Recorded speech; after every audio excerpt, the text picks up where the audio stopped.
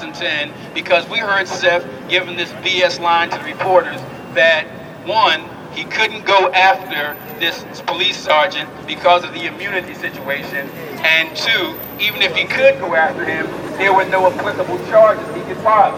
So we said, okay, Mr. Prosecutor, we elected you because we thought that you were a legitimate prosecutor. We heard that you worked in the DA's office before you became a prosecutor, so let's pretend you don't know how to prosecute. We'll show you.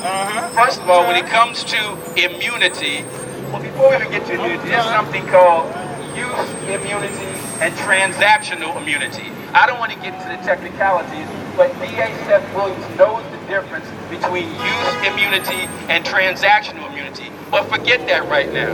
Let's say that it is a situation where they did give him immunity, and based on what he told them, they decided we can't prosecute him because the only evidence we have is what he told us. But that's not true.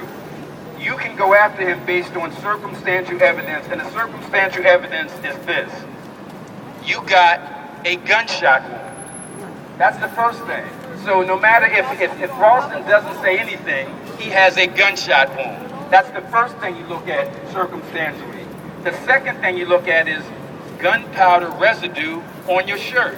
Okay, number one, we got a gunshot wound. Number two, we got gunpowder residue on the shirt. And the third thing we find out is that the bullet in your shoulder matches the bullets in your gun. Well, if this guy just shot you on the street, how is it that the bullet in your shoulder matches the bullet in your gun? That's the third circumstantial evidence. And the fourth and final is what we lawyers call suspiciously discharged firearm.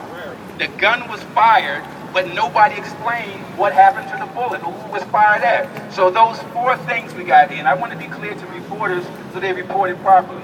One, we got a gunshot. This is all circumstantial. One, we got a gunshot wound. Two, we got gunpowder residue on the shirt. Three, we got a bullet in the shoulder that matches the bullets in the gun. And four, we got a suspiciously, or at least inexplicably, discharged firearm. Those are four strong grounds as circumstantial evidence to prosecute somebody. In fact, the DA always takes cases to a grand jury, and the grand jury, as we all know, can indict a hand.